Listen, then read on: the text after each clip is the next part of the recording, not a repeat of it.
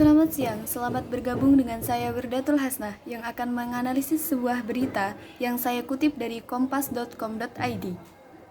Pemerintah terus siapkan upaya dan kebijakan untuk transisi pandemi COVID-19 jadi endemi. Jakarta, kompas.com. Pemerintah terus menyiapkan sejumlah upaya dan kebijakan untuk melaksanakan transisi status pandemi COVID-19 menjadi endemi. Deputi Bidang Koordinasi Peningkatan Kesejahteraan Sosial Kementerian Koordinator Bidang Pembangunan Manusia dan Kebudayaan Kemenko PMK Atitut Magantara mengatakan salah satu upaya yang dilakukan adalah menggencarkan vaksinasi COVID-19. Upaya pemerintah yang dilakukan saat ini supaya Indonesia memasuki masa transisi dari pandemi menjadi sebuah endemi dimulai dari sisi hulu, ujar Andi saat rapat koordinasi nasional Majelis Pelayanan Sosial Muhammadiyah dan Majelis Kesejahteraan Sosial Aisyah. Dikutip dari siaran pers Senin 11 Oktober 2021. Sisi hulu yang dimaksud adalah mengidentifikasikan vaksinasi, mendisiplinkan gerakan 3M, menggunakan masker, mencuci tangan, dan sabun, dan menjauhi kerumunan, mengakselerasi testing dan tracing, mengintensifkan vaksin starting aplikasi Peduli Lindungi dan rumah masyarakat agar memiliki fasilitas yang baik.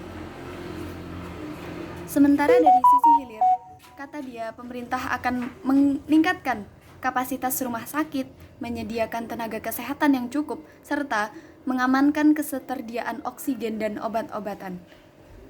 Selain itu, masyarakat juga perlu bersikap dan membiasakan diri hidup berdampingan dengan COVID-19 serta tetap menjaga protokol kesehatan, ujar Andi. Menurut dia, aktivitas masyarakat dianggap dapat berjalan apabila wabah COVID-19 sudah seperti flu dan batuk bisa yang tidak perlu pengobatan khusus. Hal tersebut dapat dilihat dari pencapaian target cakupan vaksinasi karena vaksin sudah terbukti melindungi dari gejala parah COVID-19. Termasuk juga dapat mencegah kematian, terutama bagi para lanjut usia atau lansia. Adapun proses pencepatan vaksinasi diharapkan bisa mencapai 70% pada akhir tahun 2021 untuk mencapai kekebalan komunitas atau herd immunity. Sementara dari menghadapi krisis ekonomi akibat dari sebuah pandemi COVID-19, kata dia, pemerintah telah mengeluarkan kebijakan paket stimulus fiskal dalam jumlah yang sangat besar melalui program pemulihan ekonomi sosial, bahkan ekonomi nasional. Indonesia terus berupaya memperkuat program perlindungan sosial dalam menangani krisis yang terjadi pada pandemi COVID-19, kata dia. Andi menuturkan program-program tersebut telah diperluas untuk melindungi masyarakat miskin dan gunjangkan faktor ekonomi, termasuk melindungi masyarakat berpenghasilan menengah ke bawah yang jumlahnya terus meningkat dan menjadi rektor terhadap resiko jatuh miskin nantinya. Dari berita tersebut dapat saya analisis dan simpulkan bahwa dampak yang terjadi saat pandemi adalah banyaknya pro kontra antara masyarakat dan pihak pemerintah.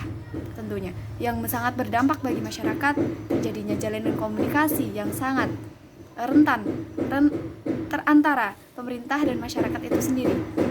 Dan sistem ekonomi yang di saat pandemi ini banyak mengeluh tentang bagaimana keadaan menjalin faktor ekonomi yang menjadi tidak stabil, begitupun dengan dampak-dampak yang lain. Dan upaya pemerintah untuk mengurangi dengan adanya sebuah vaksinasi untuk dilakukan di seluruh masyarakat Indonesia. Begitu banyak upaya pemerintah untuk mengurangi COVID-19 yang tentunya berdampak bagi seluruh kegiatan di negara Indonesia. Tidak hanya negara Indonesia, bahkan di negara lain pun ikut merasakan apa yang negara Indonesia rasakan. Susahnya masyarakat untuk vaksinasi menyebabkan terhambatnya penolongan pertama yang dilakukan masyarakat. Yang dilakukan pemerintah untuk masyarakat banyak termakan karena masyarakat banyak termakan berita hoax perihal efek samping dari sebuah vaksinasi tersebut.